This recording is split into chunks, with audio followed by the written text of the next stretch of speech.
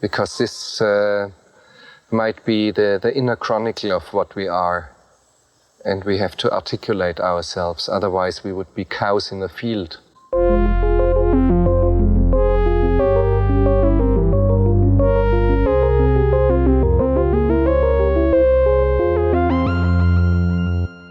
Welcome to Cows in the Field. This is a show in which we discuss philosophical themes in popular films. My name is Justin. I'm Laura. And today we're taking a train from Missouri to Kansas. I think it's going to be a relaxing journey filled with, oh God, no, we're being robbed. No! It's the assassination of Jesse James by the coward Robert Ford.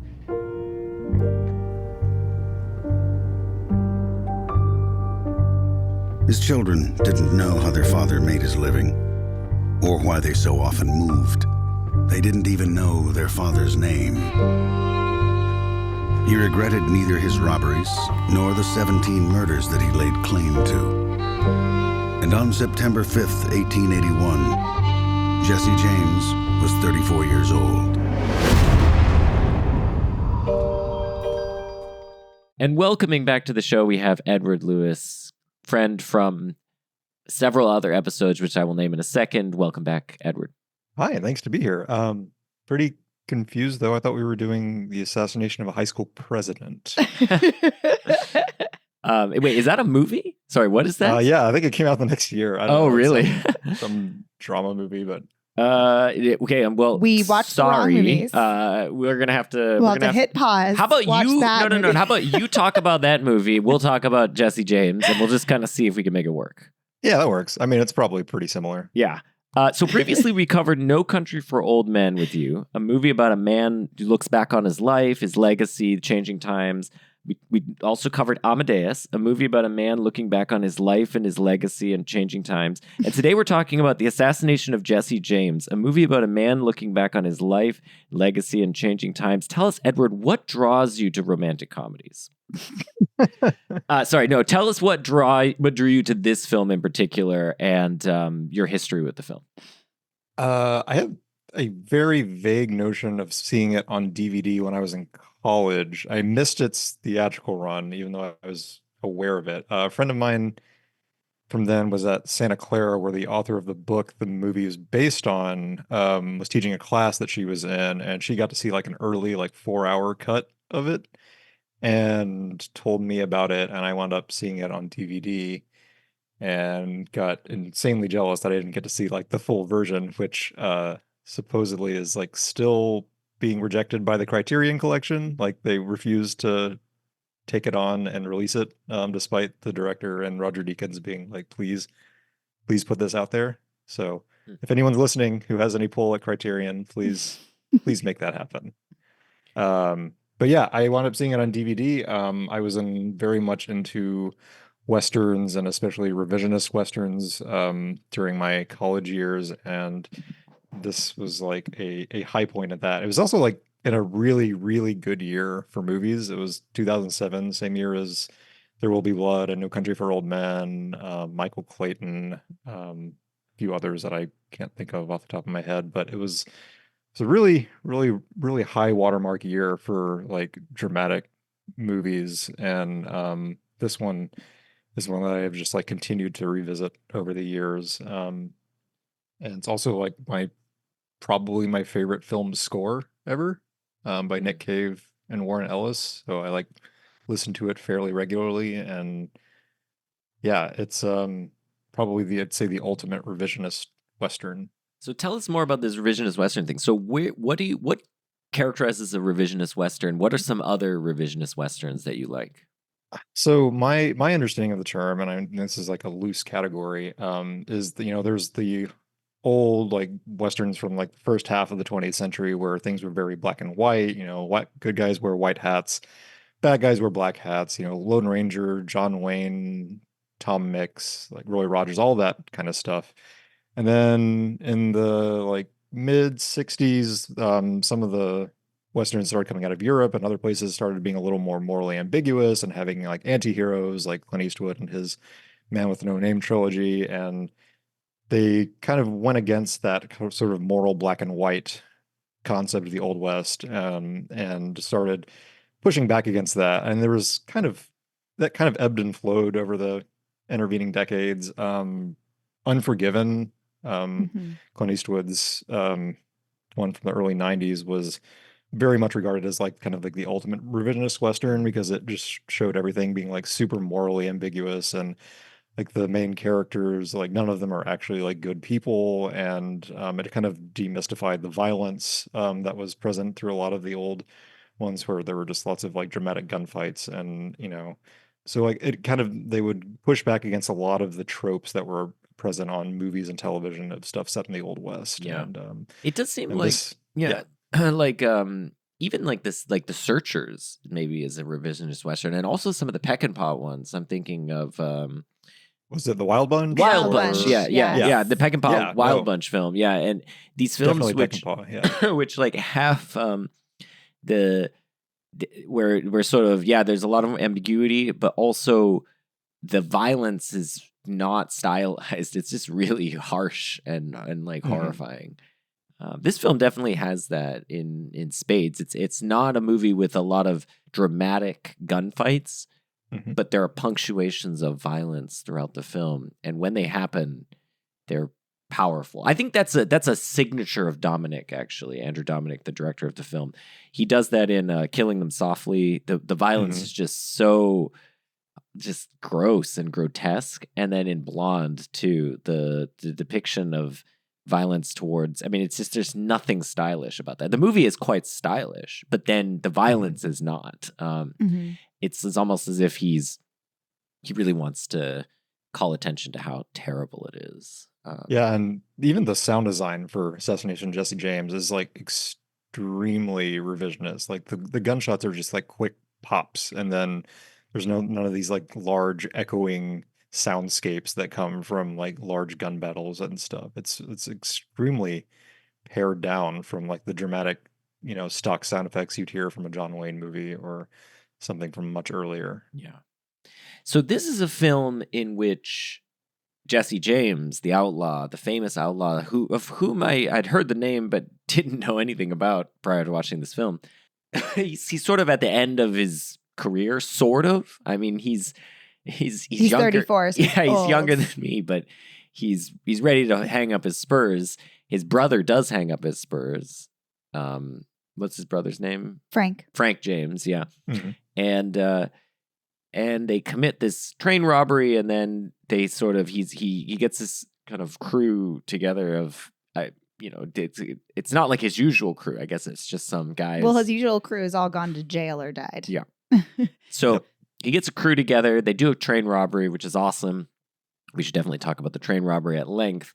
And then he's kind of, most of the movie, he's just in retirement and hanging out with this guy, Robert Ford, who's the brother of Charlie Ford, who's part of that crew, the new crew.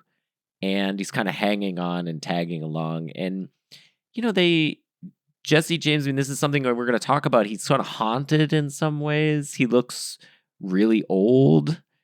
Everybody looks like they're underslept in this movie. They're all haunted by something. They're all nervous about something because they're kind of this specter of potentially getting caught or potentially being killed by one of their former teammates that's looming over all of them.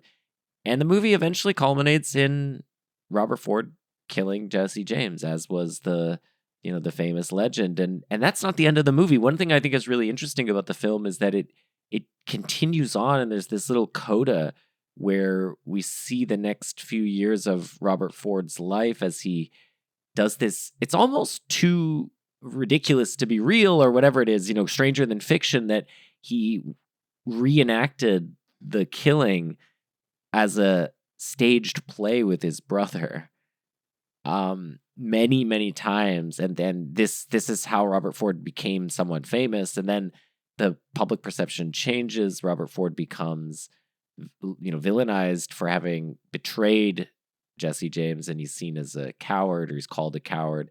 He retreats into the Rockies, I guess, has a saloon, and then he himself is eventually killed. And Edward, I mean, we talked about this on the episode on Amadeus, but I mean, you spend a lot of time with people in your job at the looking back on their lives Mhm. with people sort of towards the end of their lives. And I wonder if your sort of experience informs to some extent what you appreciate and what you take from this film.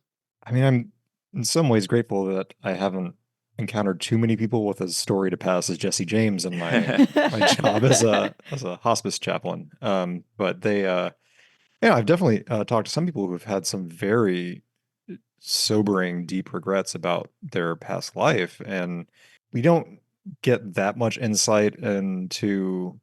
Well, I guess in the opening narration, we hear that Jesse has no regrets about either the robberies he committed or whether it was like 18 murders he laid claim to, and then of course he dies before he we really get a chance to kind of hear more of his internal thinking about things.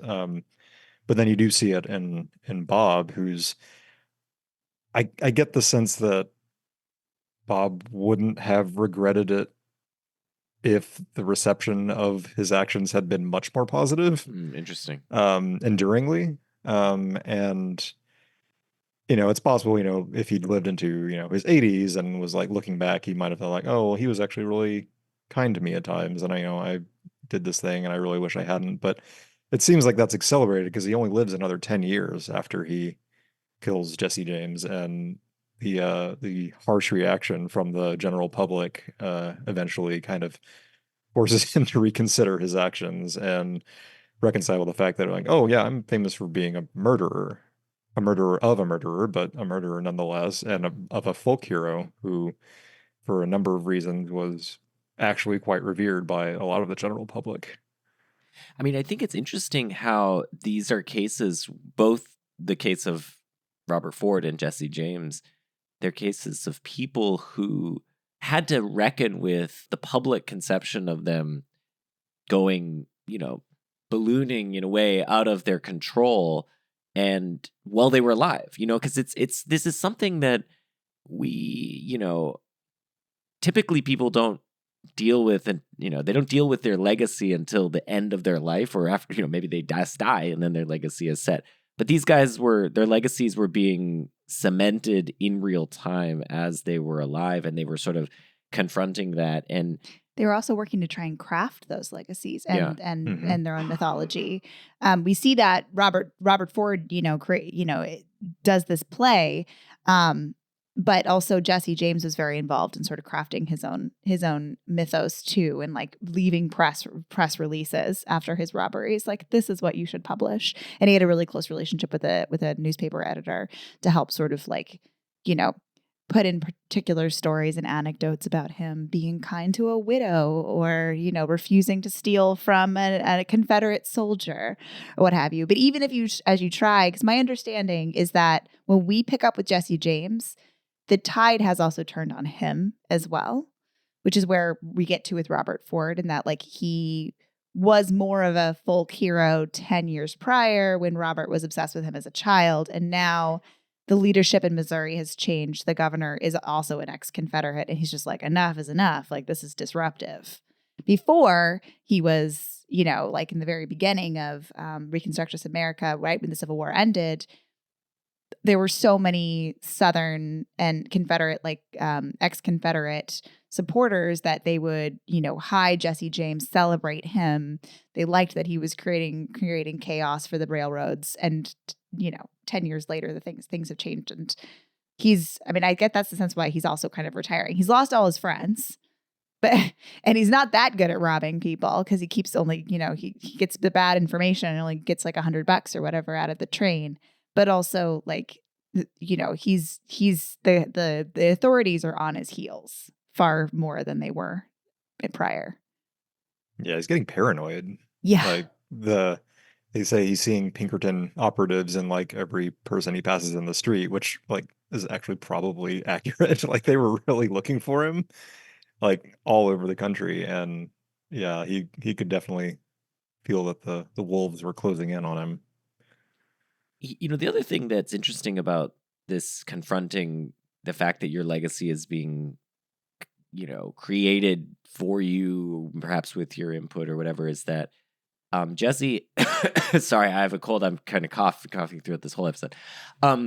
Jesse has to confront this in the form of Robert Ford. So Ford idolizes him. And I'm kind of curious what you guys think about this. Like, it's that sort of like you meet your hero and then you realize that your hero is just another flesh and blood person. It's almost a letdown.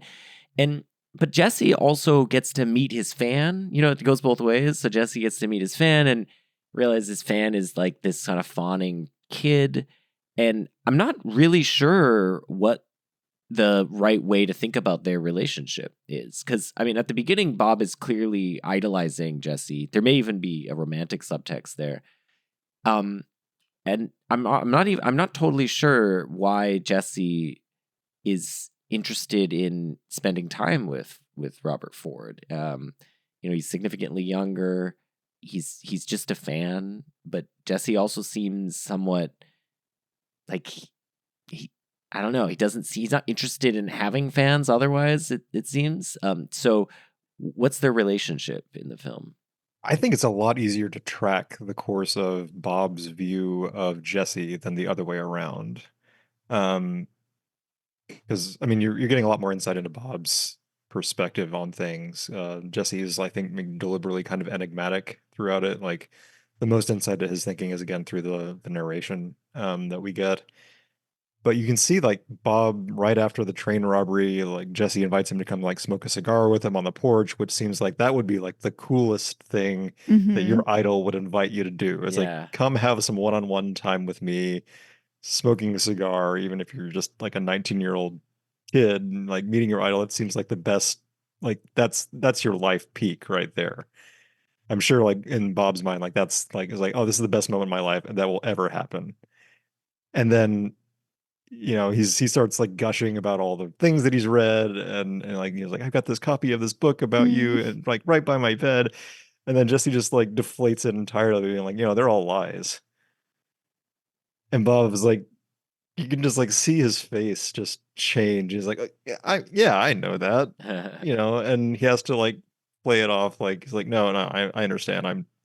I didn't believe all those stories about you that I've been collecting my entire life. Oh, you know what I got right next to my bed? Is The Train Robbers or Story of the James Boys by R.W. Stevens. Many's the night I stayed up with my eyes open and my mouth open, just reading about your escapades in the Wide Awake Library. They're all lies, Of course they are.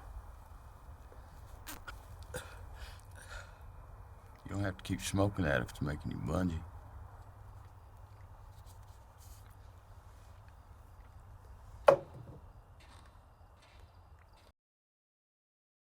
And then that's kind of where I feel like Bob's relationship with Jesse or his perception of Jesse, like it starts on a slow decline very early.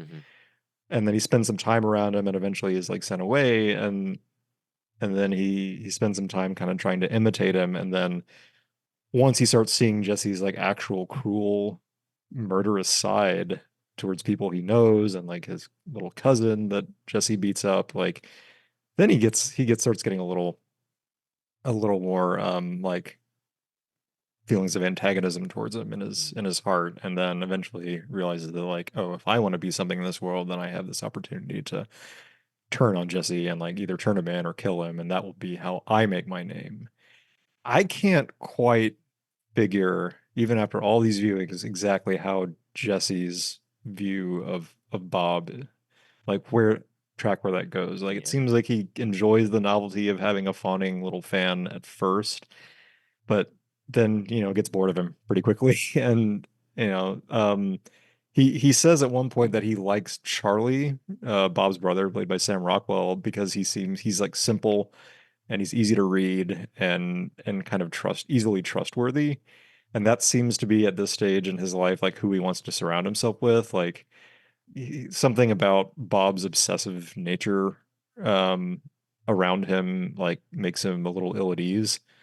And so he just doesn't feel like relaxed around Bob. And then by the time he kind of vocalizes that, Bob's already started kind of to turn his view on him. Yeah. But then like he does invite him back kind of into his close circle later on, but that may be because he doesn't trust like literally anybody else, and he's like actually just run out of people. Like Yeah. that's the best approximate tracking of Jesse's view of Bob that I can kind of put together. I mean, I think he is this kind of person. He says he's gregarious, right? That's how he sort of introduced himself while he's eating the stew. I think he likes the easy patter of a new relationship. And then when things get complicated, as they probably do when you are with a bunch of people who do crime for a living and everybody is out to make a buck, and like therefore, you know, you don't necessarily know if they're gonna. He has an idea, you know, of like a loyalty or a principle of the thing, but I think he knows in reality that that's not really how it is. And so I get the sense, and I think even Charlie kind of jokes about this when Bob's gloating that he gets to stay and everybody has to go away. And Charlie's just like, he's just going to make you do a bunch of shit. Like, you're just the new guy to carry his furniture in the middle of the night. You know, like, but he likes, I think he's like, new guy, this is fun. He likes me. This is easy. You can go away now when you start to bother me. But yeah, why he keeps, I think you're totally right, Edward, that why he sort of keeps coming back to him is he's lonely, and he has fewer and fewer people in his life that he feels comfortable with and can trust. Yeah. You know, this circle of paranoia that began with the Ed Mills visit that has led to a murder after a murder after a murder has gotten into a space where he really doesn't have a lot of people left. Yeah. And I think that speaks to the modern conception of celebrity, I think, which this movie is tapping into a little bit, which is that, you know, when you get to a point where you're relatively famous, people seem to express this sentiment of like, I want real people around me. And that's, I think, because they're worried that if they surround themselves with people who sort of weren't friends with them before they were famous, these people want something from them and they're willing to sell them out to get whatever they need, right? They're not genuine friends. They're there because they like the trappings of celebrity that comes with that, or because they're getting to meet their idol or whatever. And I think it's an interesting feature as when you become mythologized, that you like that mythos becomes like your reality in a way. And maybe this is partly why Jesse is so eager to dispel that myth immediately when he comes to when he talks with Robert Ford when they first meet, in part because he wants to have a real connection with someone, and not one that's based off of his celebrity, because that would be one that's, you know, ultimately grounded in this unreality of the celebrity. And I think it is telling that as he moves along, granted, he is in a high stakes profession of, you know, double crossing and so on, but that I think like when you are a celebrity and you're surrounded by that kind of the people who sort of fawn after you, like there is this worry that like if you cease to be a celebrity, then all these people will disappear because nobody really cares about you, right? They just kind of care about you qua celebrity. And that is a real paranoia that I think if you're famous, you might face. And I think Jesse is facing it, and he's looking for real friends, but he doesn't really have any. And that's a sad fact about the character. And I think that's one of the characterizations that the movie does well, is portraying Jesse James as deeply lonely. He's very often shown riding solo up to someone's house to be like, hey, do you want to go on an adventure with me? You know, they're like, oh my God, you found out about the plot. And Jesse's like, what? Yeah, it's right. It's like he's like Snoop Dogg, but he's got no one in his crib and he's calling up his friends.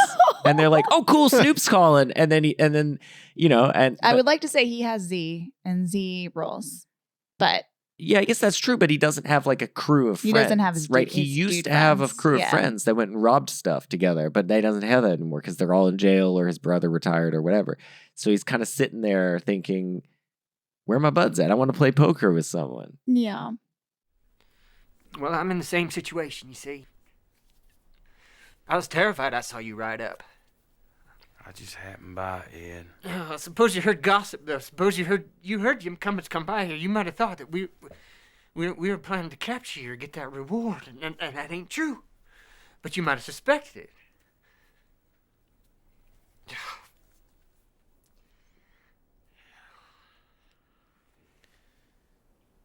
Haven't heard a lick of gossip lately. I got $600 stashed away. I don't need no governor's reward. Well, it's principle, too.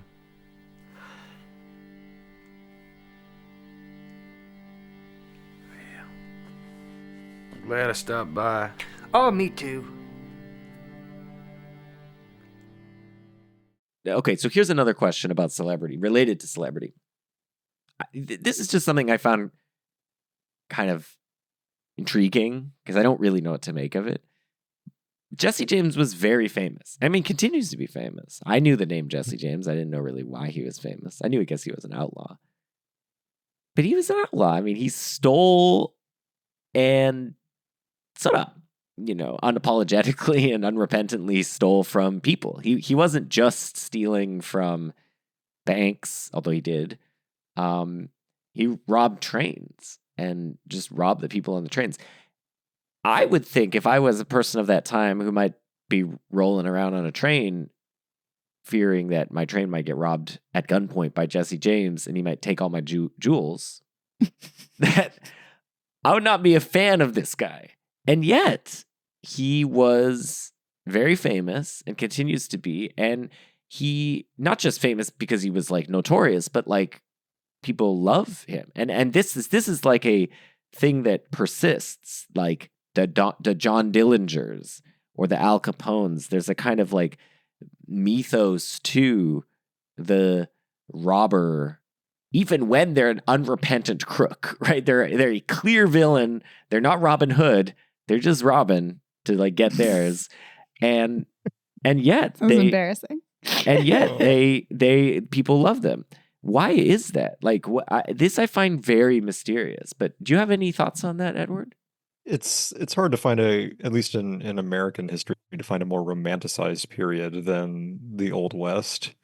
And lots of like some of the most famous people from that period were outlaws, Billy the Kid, John Wesley Hardin, all sorts of characters like that. I mean, there were some of them who were occasional lawmen like, Wyatt Earp and those sorts. But yeah, Jesse James, I think his myth was a lot more wrapped up in the post-Civil War period, which Laura was talking about earlier. Like the sympathy that he got based on his celebrity was much more due to his being like what they say in the beginning narration of the movie is like, he viewed himself as a Southern loyalist and guerrilla in a civil war that never ended. And like, he was part of like a really like nasty bunch of marauders during the war who like killed a bunch of civilians. And he was, kind of carried that over in the post-war period and never really adjusted to post-war life. You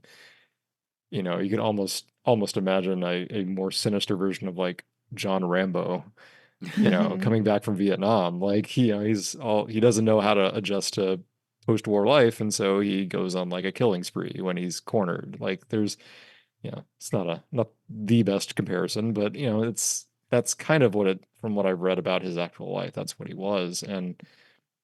But because there was so much bitterness over the end of the Civil War, like the people who were still loyal to the idea of the Old South were looking for people who were holding out and still fighting the good fight against the Northerners and Reconstruction and everything like that. Like, if he hadn't been running from the law the whole time, like it's entirely likely that he would have wound up being a part of Ku Klux Klan and all of their activities during Reconstruction. Like he was not like just a guy who robbed from the rich to give to the poor, like he was portrayed in all of his news stories. And I think that it was that particular time period that allowed his folk hero status to really develop the way it did. Yeah. It is interesting though. The comparison to the Klan is interesting because of course in the film the guys I guess this was a real thing where they wore Klan masks when they would rob the train. But it's interesting that the Klan was not lionized. So it's, there's actually an interesting contrast here. Like the Klan members were, maybe it was because they were too overtly racist, but that was, they were not held up as like folk heroes the way that Jesse James was.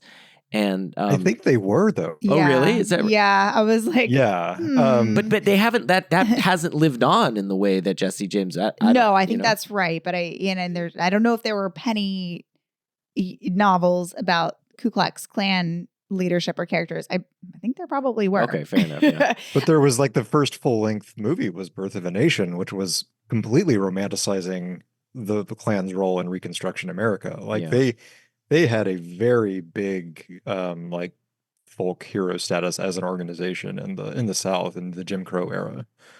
But I think your point still stands, Jess, about why we're still fascinated by outlaws and criminals now, and like why Jesse James continues to perhaps be somebody that we think about without cringing, whereas we would.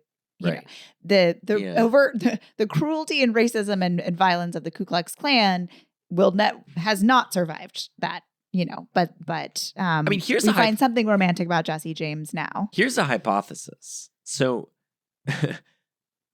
like, straight up just stealing from people is kind of the most distilled form of capitalism. Like it's just like, here's my labor taking your money. And that's how I get my money. I just take your money. That's my labor. And you might think of that as like, I put it cynically that way, but in a way, the act of, of course, we also, here's another thing we in capitalist societies valorize, the self-made man, right? The guy who went from nothing to create an empire of some business. And we don't valorize that. I mean, some of us do, and probably we should valorize it for this reason, if at all, because that creates all these goods, right? That's turned this capitalist system into one that functions well, employs people, produces goods that makes everyone's lives better. Typically, no, we valorize those people because they were, for their like ingenuity and for their ability to like, they're business savvy, and for the fact that they've amassed massive amounts of wealth. And so maybe this is just an instance of that, right? This is just an extreme instance of that. It's like, well, this guy put his life on the line in the pursuit of getting money, which is like the ultimate in the pursuit of getting his. Yeah, that's like the ultimate endorsement of capitalism. And what is interesting, though, is it's an endorsement of capitalism like at the expense of the actual functioning of a market, because it interrupts the functioning of the market. So it's actually like weirdly antithetical in some ways. He's disruptive. Exactly. That's that thing that people love now, right? Disrupting things. Yeah, that's right. Yeah. Yeah, but it's like disruptive. It's not like the Joker, who's also disruptive. Because the Joker just disrupts for chaos sake. He disrupts, but in a sensible way, because we understand him, right? We understand he wants to get money. I want to get money. We all want to get money. Because if you think about like Capone too, like what Capone was doing in Prohibition, you might think is like, well, that's like a similar kind of like retaliation against a government, in this case, restriction of capitalism. And Capone is trying to fulfill that, right? He's trying to allow the free flow of goods by creating speakeasies and illegal liquor. Mm-hmm. So I think your comparison to Dillinger was very, very astute. Yeah. Because similar to the post-Civil War era that Jesse James legend kind of formed in, Dillinger was there during the Depression and specifically robbing banks which most people had very little regard for after the crash of 1929. And so like people didn't really care that he was robbing from banks to fill his own pockets, but he was victimizing the banks, not individual people. And so that allowed people to be like, oh, this guy's, he's just striking back at these giant corporate banks that have, basically ruined our economy or like made our lives completely miserable because of the Great Depression. And I think that's a similar environment in some ways to like the Reconstruction era that Jesse James was operating in. Right. And I think the railroads had symbolism too for Jesse James and perhaps some of the people. I think I get the feeling that so I don't know a ton about this, but railroads is a symbol of industrialization. For Jesse James and his particular sort of ilk of Southern male Americans that relied on living on plantations and farming by exploiting slave labor, they're now no longer able to exploit slave labor, and the coming of the end of industrialization also threatens their livelihood.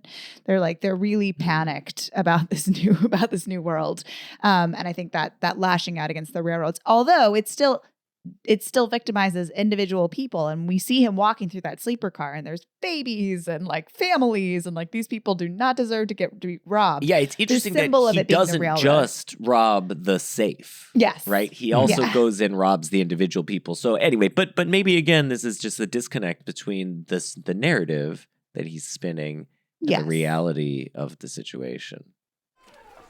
Hey boys, these all for me. Looks like Christmas morning in here. Hey, friend. What if I peek around? Oh, shit. Nope. You got anything good here? Could be. Can I just give you a quote for that one of the that I don't know if I think he might have left this in one of his press releases after he left the scene of the crime. He's like, here's the press release on this, or he might have talked to his favorite editor at a newspaper, but he said, "We are not thieves, we are bold robbers. I am proud of the name, for Alexander the Great was a bold robber, and Julius Caesar and Napoleon Bonaparte." I don't know what the difference between a thief and a robber is, and I don't know what he means by any of what he just said, but it's great. But I like that he's like, I'm doing important shit. I'm not a thief. It definitely has different connotations, but because thief has a very negative connotation. Mm-hmm. Does it? You think thief has thief? I mean, if you think about like Ocean's 11, they're all thieves. It's true. They're very cool thieves. But you root for them. I agree. They're sexy thieves. But I think thief... Also Brad Pitt. Yeah, thief I think just has this sense of like they're in the darkness and they're gonna like you don't quite know who they are and they're jumping out and taking money. And whereas robber, there could be robber barons. I mean, there's all these different like things it can be attached to that I think feels is broader than thief. And so it erases some of the negative connotations because it doesn't have as, it has a broader range of things it can apply to. If you say so. Yeah, I think Jesse. Robber, I think someone robbing a liquor store or like, robbing someone at gunpoint versus like a thief who sneaks in and takes things without sneaky. Like necessarily even like threatening someone with bodily harm. For some reason, I don't know why. But maybe that's the boldness of it. The bold robbers, like maybe the glory isn't in the fact that they don't hide what they do. They do, they're out in the open, they're brave. Yeah, that's what I mean. For taking a stand and taking people's stuff. A thief steals, whereas like a robber like takes openly, I see. Like I see the difference. They sort of like there's something like snitchy and like clandestine about thievery, whereas robbing is like right there. We're like, here we are, we're robbing. And yet he wears a mask, and yet they cover their faces. If you're a bold robber, Jesse James, you should not wear a bandana over your nose. It is true that I don't know why because he doesn't. They have pictures of him, right? They have drawings of him and stuff. Yeah. I guess, probably. So they're probably wanted posters and stuff. Maybe that's part of the mythos, though. You kind of wear it's like he's wearing his gear. It's like he's tooling up and it's got to look the part, It's like put on like it's like he doesn't. Yeah, he's putting on the clown mask to. Yeah, I kind of feel like he like pulls his little bandana up and he's like busting and he's like, "I'm Jesse James. I look like Brad Pitt. His identity. Hello, everybody knows who I am." It probably allows him to continue to live in plain sight, right? If nobody actually like recognizes him. then he can, you know, pretend to be Thomas Howard or whatever his alias is. I guess that's true. Yeah, that's true. Yeah. It's like he's It's Batman. a self-preservation I'm Batman. move, if nothing else. So how do you guys think the movie itself feels about Jesse James and Robert Ford? I mean, these are, as we've sort of explored, these are complicated characters, just in the sense of how they relate to one another and what motivates them and so on. I mean, I'll just kick this off a little bit. I kind of feel like the film is very sympathetic towards both of them. I mean, while at the same time recognizing the harsh reality of what they've done. But in particular, I think with Robert Ford, the film is willing to paint an ambivalent but sympathetic picture of this man. And I think a lot of that is due to Casey Affleck's performance. But how do you guys feel that they're portrayed in the film? I think they make Bob Ford out to be the more clearly sympathetic character. Like, he does something that he grows to regret later in his life, like when he's 19, 20 years old. Mm-hmm. And you follow him pretty much through that entire thing. We get such a brief kind of snapshot of Jesse James' life and honestly, the one thing that we've been talking about like the historical context about this for like, I don't know, the last few minutes. We don't get much of that in the actual movie, which is an interesting choice. Like, they choose to drop us into this drama between Jesse and Robert Ford late in Jesse's career, where we don't get, showing all the actual robberies he committed, like the glory days of him robbing trains and banks, and even his time in fighting in the Civil War. Like, we don't get any of that. We were dropped into just this period in these two men's lives. And it's interesting there because I feel like if we saw the full scope of Jesse James' life from in a mini series from start to finish, we would be much less sympathetic to him at this stage. Because because of the things that he did leading up to this. But dropped into it and seeing Brad Pitt's portrayal of him, I find him harder to sympathize with than Bob Ford, but not impossible to sympathize with. Like we kind of said, like, he shows signs of being very lonely and in some ways very vain, which is why I think he's drawn to Bob Ford's adoring presence for a little while.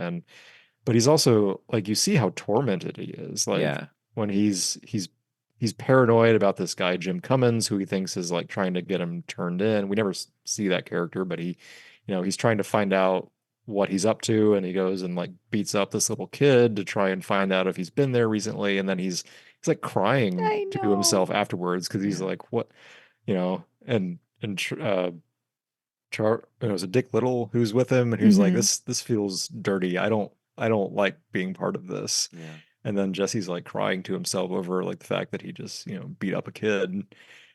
So he's like really conflicted. I mean, it's hard for me to understand like the lengths to which he goes to, like killing members of his gang and beating up children, like responding to the kind of the paranoid state that he's in about people hunting for him. But like, he's a very human character. I wouldn't say that I always find him like particularly sympathetic. I find Bob Ford much more sympathetic as like this kid who has this kind of parasocial relationship with Jesse from childhood, and then meets his hero and has that like slowly deflated over the rest of the course of the movie, and then makes a very, very drastic turn by killing him near the end. What do you think, Laura? I think both performances are wonderful, and I agree that with both you and Edward, that I think the film is sympathetic towards both of them, empathetic towards both of them, perhaps, but we get far more of Bob's arc and interiority than we can really have access to with Jesse James. That first scene when we meet Bob and Casey is playing it like so young, so vulnerable, so eager. And it's when he first approaches Frank, and Frank is just like, yuck. He's like, he gives him the ick real quick. Yeah. Like, he's like, I don't know what it is about you, but really don't like it being near you at all. I don't want you being my sidekick or whatever you're asking me. Like, Yeah. please go away. You don't have the ingredients, like fuck off. And it's just like watching a puppy getting kicked. You know, and like that, the first half of the movie, it kind of goes like that. You know, he's the little brother. They take his little treasure box and make fun of him. Oh, that one kills me. I know. I mean, I think so one thing that's really interesting, and you mentioning the stuff about what's Richard is so there's that moment in the dinner scene where Robert recounts the parallels between him and Jesse. Now, the things he says, a lot of them are kind of stupid, but a number of them are kind of intriguing. One of which is that they're both the youngest brother. Yeah. And I think I think the other thing that the film goes at lengths to do is to connect these two characters in a parallel trajectory in a way. So one thing that they both end up doing is betraying. Okay, so obviously there's a sense in which obviously Bob in a way betrays Jesse. I mean, he's in his home and he shoots him. But Jesse has done a series of betrayals himself. He's been betrayed in a way, but also he's betrayed. So he's had members of his crew conspire against him. So there's that betrayal. But he kills Ed Miller immediately for the fact that Ed Miller reported to him that some other guy, Dick, I think it was Dick Little maybe, is considering Jim Cummins. Yeah. Jim Cummins. Jim Cummins. I don't think he knows that Dick was also. Yeah. He lets Dick live for a little bit longer. Yeah. So he betrays his friend, right? Ed Miller. And I think it's interesting that these two betrayals both involve shootings in the back, which is important. That's a kind of the ultimate betrayal, is shooting someone while their back is turned to you because they don't know it's coming. And I think it's also interesting that when Robert Ford shoots Wood Height, it's also in the back. Now it's less a betrayal because he's threatening Little in that moment. This is the moment when there's this subplot where Dick Little is having sex with Wood's stepmom. All right, whatever. They're all like intertwined, and that guy can't keep his junk in his pants. And Wood, played by Jeremy Renner's, come back, and he's like, "All right, and they have this gun, fight in the attic of the house, and he's got him. They've shot each other. He's got him, down." And that's when Bob shoots Wood again in the back of the head. And I think, the final killing of Robert Ford is done again kind of in the back. Not quite, because he turns at the last moment, right? You get that freeze frame as he turns. But in a way, it also is a shooting in the back. So all these are shootings in the back, and they're all betrayals to some extent. They're all betraying one another. I think the other thing that's interesting is that Jesse is betraying, in a way, the social compact by just robbing people indiscriminately. So he's, in a way, betraying betraying the society. And Bob, when he betrays Jesse in the end by killing him, it's by going to the law. He goes to the law. Yeah, he goes back. So he betrays him by going back to society, sort of trying to, forge some compact back with society. But he also betrays him by doing the very thing Jesse did, which was boasting or trying to create a version of this, a mythos around what he did. And so he's trying to profit.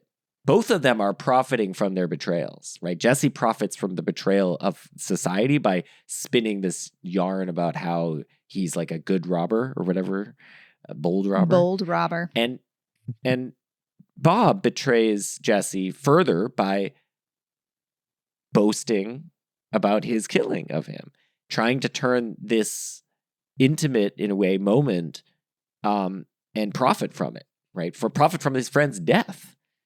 And so I think it is interesting, these threads of betrayal, that are all in parallel. These two characters are set up to be exactly in parallel. They're both killed for the things they've done, for the boastings they've done, and so on, for creating the mythos that they did and that kind of thing. And they both kind of end that last. It's very important, I think, that the film has this lengthy coda where we see Ford roughly at the point in his life that Jesse was when we begin to see Jesse, right? He's about the same age as Jesse is at that point. And he's like Jesse, a kind of shell of himself, hanging out in the saloon with his amour, I don't know, wife or whatever. And, you know, trying to like reckon with the fact that with like the consequences of their actions. So in a way, I think Bob does become Jesse. I mean, if he wanted to become Jesse, he does, but becoming Jesse turns out to actually just be a poisoned pawn, because it effectively means, you know, you're going to have to come to terms with the fact that you've become a celebrity and your narrative is out of your hands. And you're going to be ultimately killed by an admirer / detractor. Anyway, I think it's interesting, and so that's why I kind of see them both. The film as like portraying them in a kind of similar light. Like it has the same kind of view towards them. And I think you're right, Edward, that we obviously learn more about Ford, and the film is really about Ford in part because we get to see that whole process. Whereas with Jesse, we just see the end of it. It's like now then the sequel could be the guy who kills Robert Ford. What's his life going to be like? Yeah, Ed Kelly, who goes to prison and gets pardoned eventually. Gets pardoned immediately. Well, that's apparently what happened with the Ford brothers too. Is that they got immediate pardon? Because you know they didn't capture Jesse James; they just murdered him. So they got arrested and then pardoned immediately afterwards. That's right. You know, it's like our president. It's like Donald Trump. You know, he's got to pardon himself. How else is he going to be a president if he doesn't have universal pardon? He'll always be. It's as if he would be subject to sanction by the people who put him in office. Anyway. I hadn't noticed until this most recent viewing, like how much they show. You can kind of track the process of Bob imitating Jesse. There's like particular moments where you kind of see him like dressing up and trying to like, you know, look more like a grown-up person because he was, you know, just a kid who had to borrow his dad's overcoat and, you know, has this ratty hat at the very beginning, and then he like he uses his share of the train robbery to like actually buy some adult clothes. But this one parallel that I never noticed before, and it made me feel like a complete idiot because it's like it was just staring me in the face, was when there's that really poignant scene where he walks up behind Jesse when Jesse's taking a bath. And it's, you know, it's where some of the more like, you know, romantic subtext is actually kind of present, which I think is definitely intended by Andrew Dominik. And he's, you know, he walks up and he, you know, Jesse tells him to go away. And he's like, you know, I never seen you without your guns before. And he like picks up a newspaper on the chair next to him and he's got his gun next to him. And then as soon as he sends Bob away, Bob goes back to his sister's house. And you see him sitting in like a wash tub out in the field next to some cows with the gun. And he's got his pistol right next to the bathtub. Like he's like directly imitating something. I never noticed that. I didn't think of that either until you said it. Yeah. And it's just like, oh no, he's just basically trying to do everything he can to be exactly like his hero. Like even though he's already started to kind of have his opinion of him like deflate, he's still like, I just had the best time of my life being like a manservant to Jesse James for like a couple days, and now I'm gonna go take a bath just like him. It is, and later on when he's like imitating him, like right before he kills him, he's like going around his house, like lying in his bed. He's like trying to imagine what it's like to be like him. Even in that very last moment, like the day before, I think he actually kills him, and he's like imitating his deformity in his hand from when he had his finger cut off. Like he's doing all these things to kind of like get inside his skin over the course of the movie, even at the point where he's like right about to shoot him in the back. It is. I mean, I think this idea that so this is one thing the film makes the film quite modern, is that we're obviously today we know about many instances of unhealthy parasocial relationships between people and celebrities that, led to killings in some cases, led to attempted killings, and led to all kinds of bad stuff in between. And when you spend a lot of time imaginatively engaging with someone, you start to feel like you have a relationship to them, right? Like you start to feel like you're friends, and you want to, and then of course you meet them and you want to have something, and you want to, I think it's a combination of envy and being, a desire to have people relate to you like that, but also like, I don't know, it's like there's something like mystical. It's like there's this thing that's been built up in my head and now it's here in front of me, and we like are very bad at managing that kind of thing. And I mean, this brings me to the assassination itself, because I'm not totally sure,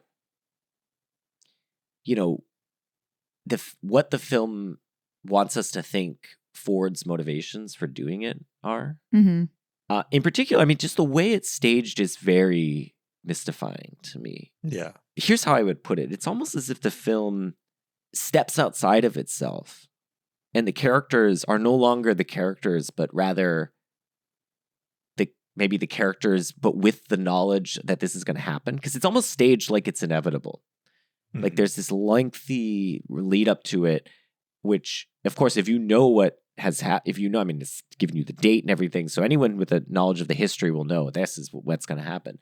And it just drags it out. And all the characters seem like they know it's about to happen. I mean, Jesse seems resigned to it. Mm-hmm. And Ford seems like he knows he has to do it, but he doesn't want to do it, right? It's almost like he's like, okay, I know this is the part in the script where I have to kill him, but I don't want to do it. And I find it, it's almost like it pulls me out of the movie a little bit, because it's so drawn out, and it's almost commenting on itself in some way. A bit like the as it's later going to do with the reenactments.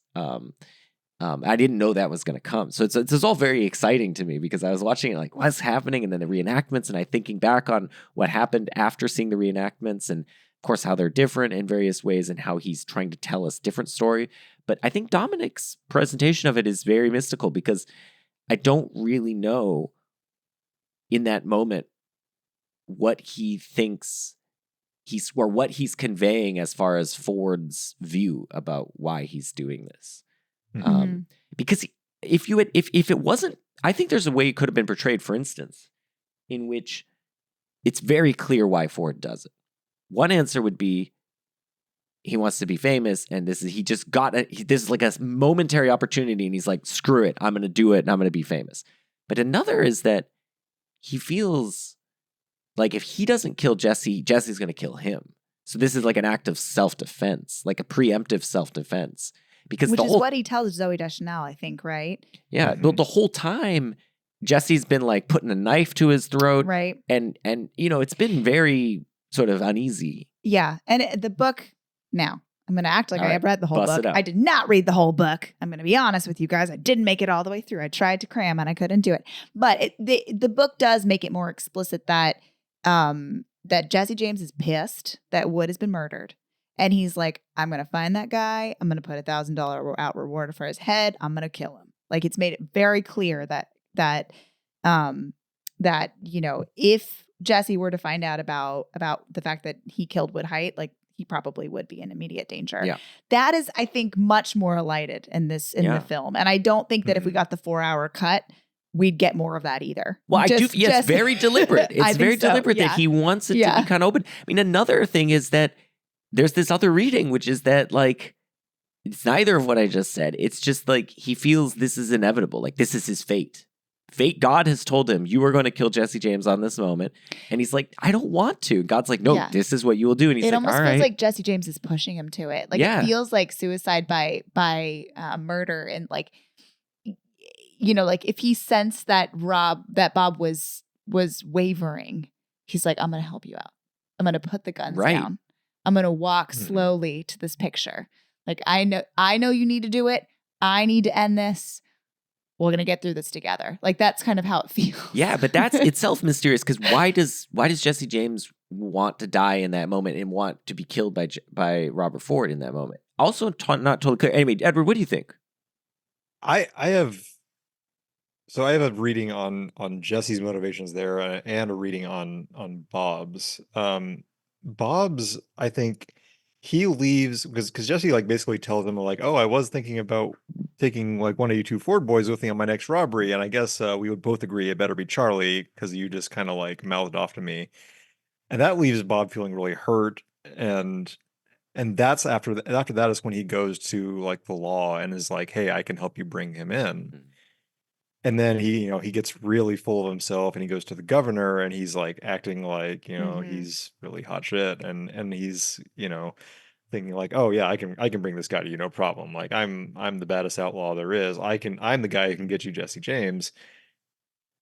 And then because in this intervening time when he's been distant and after being hurt by Jesse, he's like completely turned against him.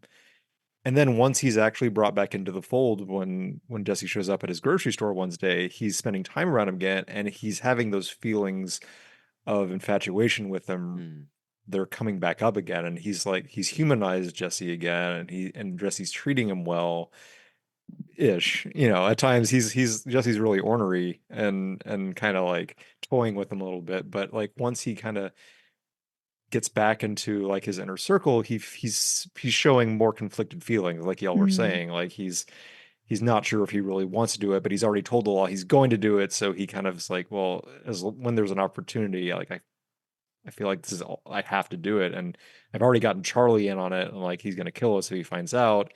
And then finding out that Dick Little got arrested and confessed kind of implicates him, and so he's like, well, it's got to happen. Like he's the like the path of fate is like narrowing in on him and forcing him into this course of action. And it's because being around Jesse again, he's like, I think, feeling conflicted about it again, because he's reminded of this person that he's idolized for most of his life, and who's, in his experience isn't always been all that bad. And he's, he gives him this gift of this beautiful nickel-plated revolver, and he's like trying to make amends for having been kind of out of sorts lately, and then he feels like he has to do that. But I think after many viewings in this movie, I've decided that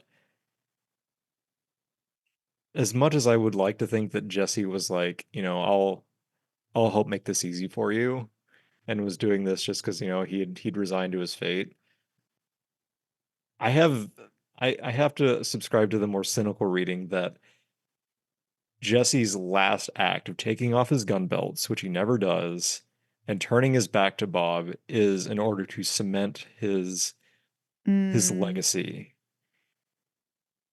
And to be shot in the back, to be betrayed, is going to solidify him as not an outlaw who got arrested and tried and executed. He's never held account for any of his actual crimes.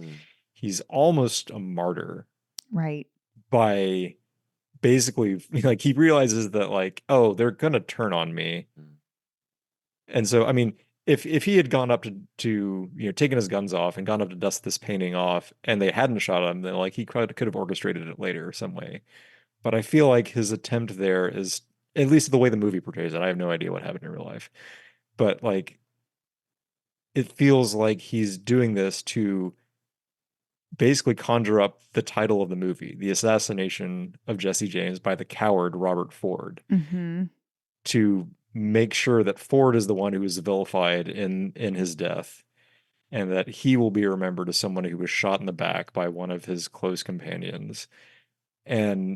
And like that's the last act of mythologizing himself, which he's been doing for years through all the news stories and everything else he's doing. That's my like the read that I have on this after however many times I've seen really this cool. movie. I like both of those interpretations a lot. I think that's really cool, and it jibes with some of the things I was picking up on, but it takes it in a different direction, which I really like. I mean, the inevitability feeling and like the resistance that Robert is showing.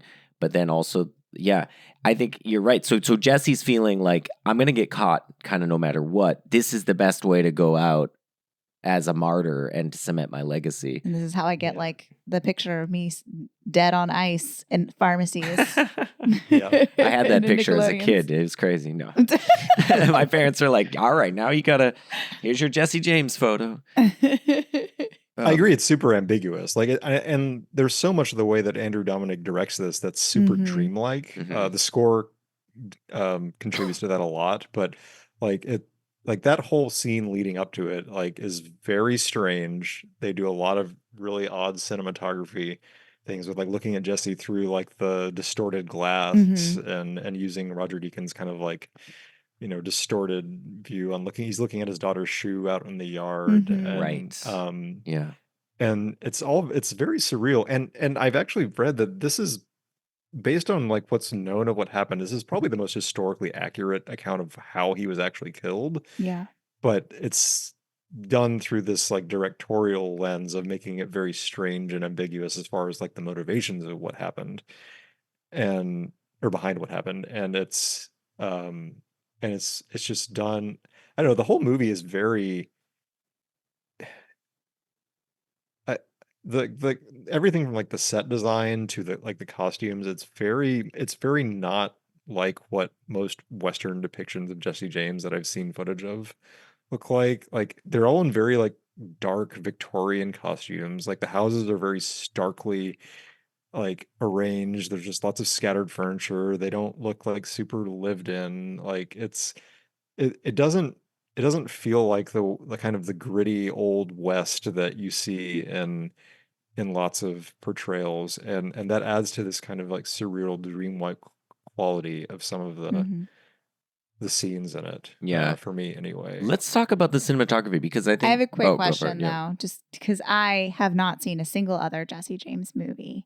And I don't watch that many Westerns, as Edward knows. Basically, the Westerns I do watch are the ones because Edward has made me watch them, and I love him for that. But this is not a very serious question, but it's important to me all the same. Are Long Johns featured as prominently in any other Western? Because are we doing everybody Long in their John Long corner? Johns. Long John corner, and I now? love it. They're pretty prominent. Union suits, Okay. the whole single, Yeah. things, that was that. You see those a lot in a lot of old Westerns, especially. Okay, like, maybe I need to get into Westerns. Some of the Westerns. Sam Peckinpah ones, and Okay, they're usually dirtier than the ones you see in this movie, though. these are pretty grungy still. They're grungy, but they're not could be like grungier. like a miner who's been living up in the hills for months on end. Grungy. All right, so I'm just like, what is it about these grown ass men wearing these pajamas that just like delights me? if we're gonna talk costumes, Justin's trying to get us on track. no, but if we're gonna talk costumes, I do think one of the successes of the film in terms of its costuming is those clothes look really itchy. And that's I think the mark of like true period piece is because everything would have been itchy as crap. It would have been wool. And if you ever wear a wool shirt, like not a wool sweater on top of a shirt, but like it's just directly itching on you skin. directly. And you're probably like, if you're a guy, you probably got a lot of chest hair at that time, right? That would be like, you'd be rocking the chest hair. You wouldn't be waxing that off. Sorry. So that wool is just integrating with your fur on your. I would think having a furry chest would actually help with the wool itch. Yeah, but then it's gonna like pull at it. I don't know. I'm just thinking that you're just getting eczema just thinking about everything about the clothing and the matted hair. Everybody has their hats on, and then they pull their hat off, and their hair is just greasy, just greased down on their head. So greasy. Ooh. Yeah, I know. They all look. I mean, it was not like a really clean time, I would say, probably. And they're living in like rural Missouri, and it's they're like you see people taking like the one bath they would took for like a month, probably. Yeah, no, I was like, is this like an annual thing for you? Yeah, I don't know. I love it. Andrew Dominik was like, I'm gonna cast a lot of hotties, just like a lot of hot dudes, but you're not gonna find them attractive because they're very dirty until they get in their long johns, and then you're like, It's a Laura, really stacked cast. Like, Yeah, Oh, it's kind of yeah. like crazy. there's almost nobody in that movie that you don't see in other things. yeah, totally. Yeah.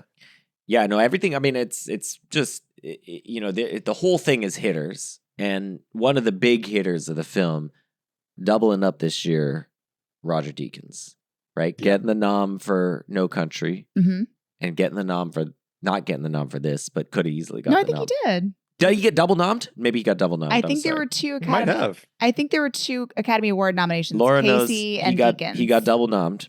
I No think so. Country and this, and well deserved. And one of the things that Although he didn't win it because it went to Nah, man. they went to There Will Be Blood guy. I right, Oh, Um, yeah. who was that? I don't know. All right, why don't you look that up, Laura? Okay, maybe I will. Okay, but but Deakins really. I mean, we need to just praise a little bit of the Deakins here because Praise be. Deakins has embraced the digital now, Mhm. and I think he's one of the better to do the digital stuff. But here he's shooting on film, and he is shooting. The way he shoots the film is the way a lot of people today would want to shoot digital. They want to shoot with very minimal light. And who's it? Did you find out? Yep. Robert Elswit. Oh yeah, Elswit. Yeah, okay. Yeah, Elswit did all the Paul Thomas Anderson's. Okay. So but Deakins, this film feels like it's all natural light. It just feels like it. It's totally not though. But it feels because there's way more light that's needed to shoot film. Mm-hmm. But it looks totally good, right? It looks like when they get on that train and it's just dim, Mm-hmm. but you can still see every detail and it's colorful, it's orangey. Like that's the thing that's missing when everyone's now shifted to digital and they're like, let's shoot this natural light. And then everything looks gray and you can't distinguish anything. You're like, I can't tell if that's what's happening here because they're like, oh, but this is what it would actually look like. And you're like, yeah, but it looks like shit. Whereas Deakins is like, yeah, we're gonna I have to do this because I'm shooting on film, so I have to light it, put the and he's doing a couple of interesting things. He's got a bunch of scenes where it's pitch black and he's got one light on a character Mm-hmm. and the character is moving in the frame. So then that light's moving with the character. That's not how light works in reality. A light doesn't just follow you around on your face, right? But you don't even think about that shit because it just looks so good when a character is moving forward in the frame and there's a light that stays on them. It just looks awesome. And I think, Deakins is just, I think this film, I kind of hope people return to this film for the cinematography because you could shoot digital to make it look like this, right? You could shoot it dark, but light it like it would be film and make it look awesome like this. And this is what nobody's doing, and I think it's just a real bummer. And this is one of the, this is one of the last films to be, well, I mean, this is towards the tail end. It's not one of the last films ever, but of course. But this is on the tail end of film being a necessary thing. Because after this, right around in the next 5 years, it's going to transition and everybody's going to just be shooting digital. So we're at the tail end of you have to shoot on film. And I'm just so glad this movie was shot on film. It just looks so good. It's gorgeous. Deakins has a blog. Did you know this, Justin? I found this through. And he has a podcast too. Oh, he does. So he had an entry on Jesse James, and I was answering people's questions, and a lot of it was lens talk, but also he had these tons of diagrams for how he's gonna light it. It's even just something is a shot that didn't wasn't as showy to me is just the one where it's not his death photo when he's on ice, the one that you can buy at the pharmacy or whatever, but it's the lawmen photo where they're all standing happily around him. They had to they wanted the lights all come from above, right? Exactly. Yeah. So they've got Brad Pitt, up there. They got, and then they have this. He drew they had the huge a balloon diffuse light that had to get at the right angle in order to get the pool of light just right on Brad Pitt. So I hadn't really thought about the fact that most of his because he works with the set designers to figure out where all the sconces are going to go and what kind of color light they're going to use. Fake. It's all light. It's all fake. Yeah. But it's not natural, but it looks so natural. That's the magic of it. It looks like it's just natural light. That's just a torch or something. But it's totally not.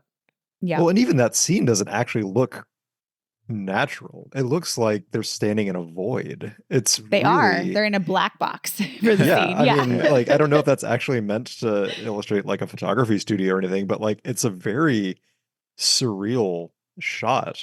Yeah. Like it looks like something that you accept as like, oh no, there's a bunch of people standing around, with the body of this outlaw having their picture slowly exposed. But it's like a very dreamlike, surreal image if you just look at it. To me, it calls to mind the imagery of and the lighting of the photography of that time, because those would have been. In that case, those shots would have had to involve tons of light, because the film they're using is incredibly light insensitive, which is partly why they're like, "Don't move. We need to expose this for 45 seconds." Yeah. But it creates this thing of like, whenever you see these like plate shots, like in when they get the photograph taken in Killers of the Flower Moon, and they have that huge light that just blasts them, and as they're doing the exposure and everything, and that's why all those plate photography things, like, they all have this really interesting light look, because it was like a necessity. But that is, I think, what he's kind of going for in that scene in particular. But other scenes, like just the sequences at night when he's going to he's like, hey, here I am at Dick Little's house. I just broke in and I'm at the table. And, that's all fake light, but it looks real. It's like, oh, he's just got like a little lamp by his face, but obviously it's not. And I think that's the thing where nowadays they would just shoot that because they're like digital. We could just have the lamp actually light him, but then it's just going to look like poo-poo. And okay, Justin. Anyway, so I'm just like, thank you, Roger Deakins, for showing us how to actually make stuff look awesome. Yeah. Anyway, I think this is where he was, he got that term applied, the Deakinizer, where he has the aberrations of color and focus around the edge of shots. That was meant to mimic like old photos where the focus is very much on the center and the outsides were kind of like out of focus. Like, I think this is where, and he's used that, and other people have adopted that method for other things. If you've watched Shogun, which just finished running, they use that a lot in that show, in the cinematography, and it's a Roger Deakins like originated thing. Cool. Yeah. So that also brings us to the narrator, because every shot with the Deakinizer is typically what's paired with the narration. Yeah. And narration is often regarded as lazy, in part because you're like, it's not a novel, right? We should just visually depict this stuff. But in this case, I think it works well. So tell us about the story behind the narration, Laura. So yes, Hugh Ross is the voiceover artist. He is the narrator. But his track that they use was meant to be a temp track. He's primarily an editor, although he later went on to do more narration work in the movie Age of Adeline. But he's an editor, worked on New Girl, the TV show. And so he's like, he's sitting there with another editor, and the editor, the primary editor on the film, was like, can you just record this narrator piece for me, please, so I have something to edit to, so I have some sense of tempo. And they did it on kind of like a not great mic on a coffee table. Yeah, we were joking this. They did it on the Blue Yeti. Yeah, they did it on a Yeti. They just it's like not optimal. And then they were full intentions to replace it with a Famo, like a Morgan Freeman, I think. And they did have other people even record it. So Zooey Deschanel did a recording of the narration. No kidding. Yep. And they even had Hugh Ross do it in studio. But what they ended up with was the first Blue Yeti crappy narration. And it does like lead. I think it does. He said like he wasn't sort of prepared for it. He had a headache. It was a gross gray day. And he thinks that's all kind of like infused in the way that he delivers it. But I love that this movie is kind of shaggy and strange and elides, major parts of plot. And I like that it's also just this sort of like maybe even roomy record, offhand, glum recording that was like not rehearsed to death or perfectly recorded in studio. Kind of fits. He was ashamed of his boasting, his pretensions of courage and ruthlessness. He was sorry about his cold-bloodedness, his dispassion, his inability to express what he now believed was the case. that he truly regretted killing Jesse, that he missed the man as much as anybody, and wished his murder hadn't been necessary.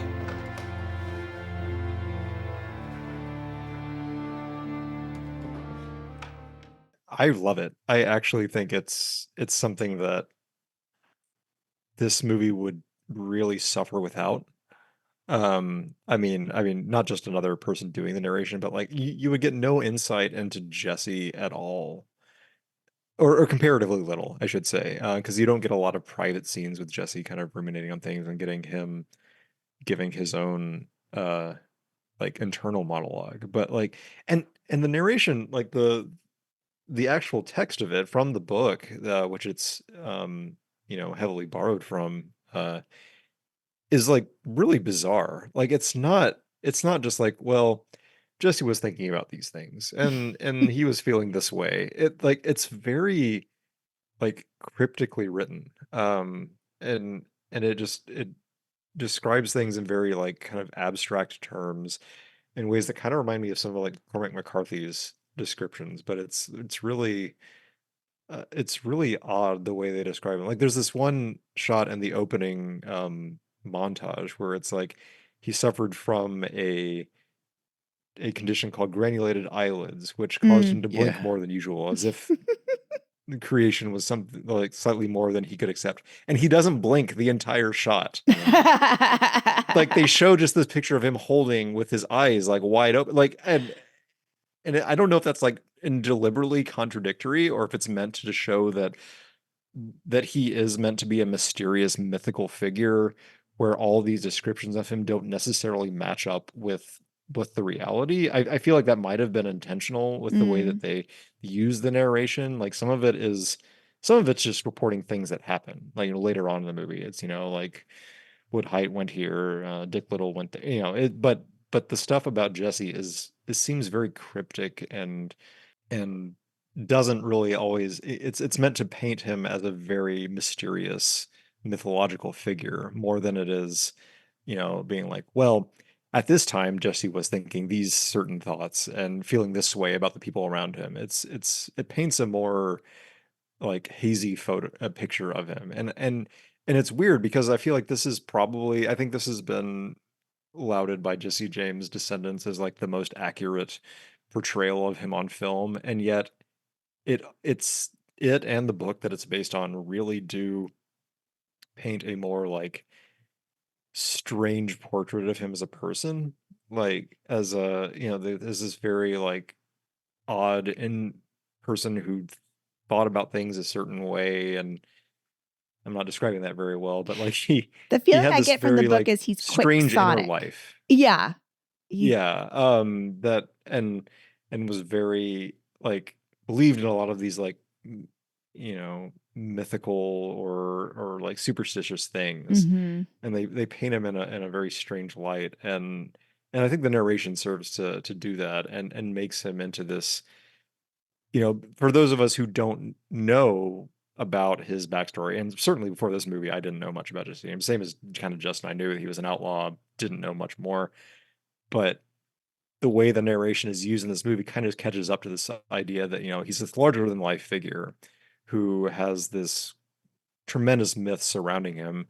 And, like they say, like what rains fall straighter when he's around, like rooms feel hotter. It's like all this stuff that like pads this idea around him as being someone of significance and who's more than like your average Joe that you meet on the street. And yet it's like, once you actually encounter him and through Bob's eyes encounter him, he's really just a guy. Yeah. He's a troubled, mysterious guy, but he's just a person. But they paint with the narration this myth of him. Yeah. Yeah. He is also Brad Pitt. And I want to ask you guys one last question, which is, so of the main characters and main actors, so we've got Brad, we've got Casey. I'm gonna put I would put Barry Lee Parker? Yeah, no. So I'm thinking of the main ones here. How dare you? I put Sam Rockwell in the mix.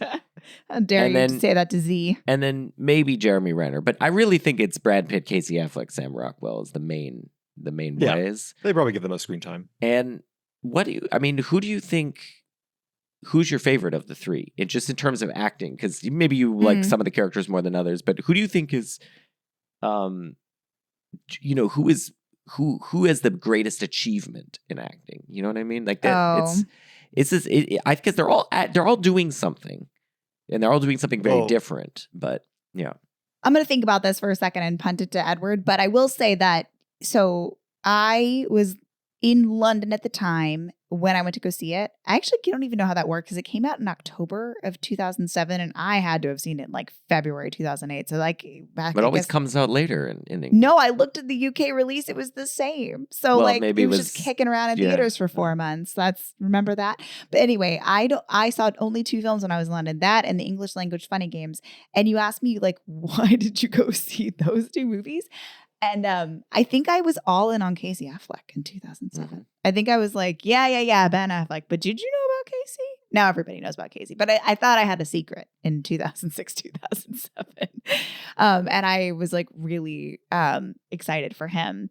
I don't know now if he's my favorite performance, though. Edward, what do you think? Yeah, what do you think, Edward? I want to hear your thoughts. I mean, I'd say, he makes it look so easy in any role he does, but honestly, Sam Rockwell for me he's the standout performance. And not because he gets so much screen time, but like Sam Rockwell he's such a good character actor and he can pour himself into like so many roles so well. And that is not to diminish the achievement of Brad Pitt or Casey Affleck in these particular roles, but Sam Rockwell can play Charlie as such a, he's played a little bit dim-witted, but maybe he's playing his dim-wittedness up a little bit more because he knows it makes Jesse feel comfortable having him around. Yeah.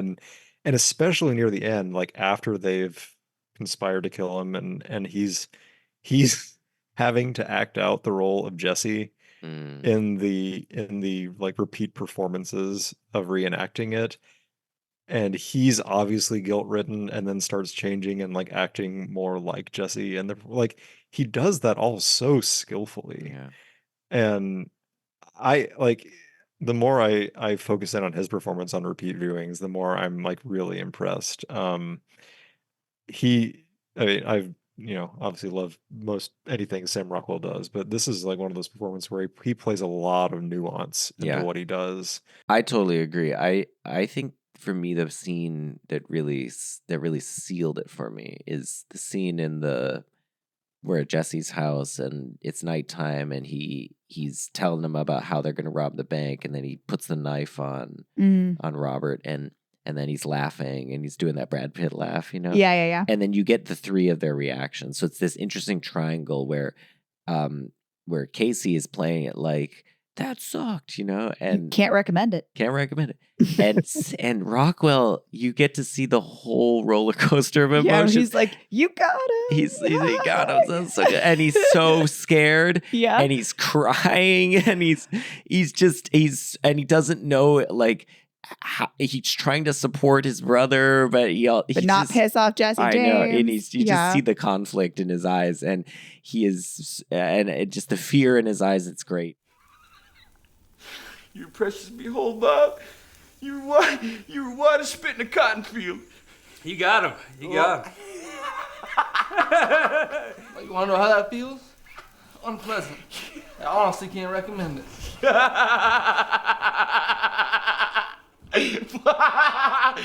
Charlie looks stricken. I was. This is plumb unexpected. Old Charlie was thinking, that done ruined my day.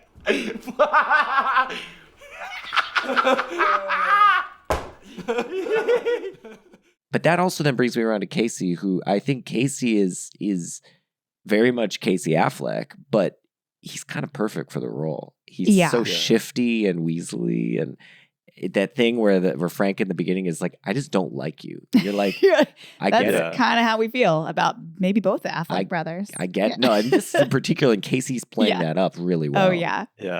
He actually looks quite a bit like the real Robert Ford if you look up pictures of him. Really? Which, I mean, that's only for people who have done the follow up, Google searches like I have. But that role almost went to Shia LaBeouf apparently. Another who was- prickly. But I feel like he has this like too aggressive of a presence almost immediately. Yeah. He can't play meek and insecure enough the way that I think Casey Affleck could at that point in his career. I was thinking about that when you were giving your reading about the ups and downs of Robert's relationship to Jesse and how he, we see it's so good. Casey Affleck in a million times in this movie, whenever any slight happens, he like has like an immediate flare up of anger and frustration and like puffing himself up. Even like, when he's trying to smoke the cigar and Jesse's like, you don't have to do that if it's making you feel sick. And he's like, he's pissed off, like the way he responds, he like throws it down. But yeah, I think Casey's really good. But I think now that I've heard the case made for everybody, I'm still gonna go with Brad Pitt. Actually, I think the sadness he brings to the scene where he goes to see Ed Miller, to me is really heartbreaking. That's the low point for me in the movie. I mean, it's like it's so well done, but it's so sad. Yeah. It's so sad. His house is so sad. Ed Miller looks really sick. Like you're just like, oh, this is a bummer. This whole thing is a bummer. But yeah, the moment where Ed Miller's like, I don't even need to sell you out because I have $600. And like Jesse's like, yeah, and it's the principle of the thing. It's just that too. Oh yeah. Well, I'm glad you came by. Oh yeah, me too. I think he's heartbreaking in this. Yeah. So that was a great performance by Garrett Dillahunt too, playing Ed Miller, who he played the deputy in No Country for Old Men. I know. I was thinking about that too. He's a really good character actor too, and totally he shows up in a lot of things. Well, Edward, thank you very much for coming on to talk The Assassination of Jesse James by the coward Robert Ford. My pleasure. We'll have to have you back on again for another Western or another movie about a guy looking back on his days. Love to be there for it. Or a Long John movie. Or Long John's. That's true. Yeah, we can do a Long John movie. All right, for the promo for this, let's all get in Long John's and do I've got a pair. Yeah. Send us a picture. Send us a picture, Edward. I'll Photoshop it in. Yeah. Wait, actually. The people want it. Are they white and kind of dingy? Not dingy yet, but they can get there. Have like a real like droop to the bottom. You got to have and you got the flap, right? The butt flap. It's a button now. It's a button, yeah, but you got to have some access, for the latrine or for when you're having latrine sex. Oh, right. That's true. Which happens in this movie. Yeah, that's true. All right. So thanks everyone for listening. We are at Cowspod on Twitter. You can find us on the web at cowspod.com. And in 2 weeks, we'll be talking to Mitchell Beaupre of Letterboxd about Hot Tub Time Machine. Heck yes. So we're doing some time travel in a hot tub. It's been a minute since I've seen that. So that'll be fun. So join us in that for 2 weeks. All right. Bye.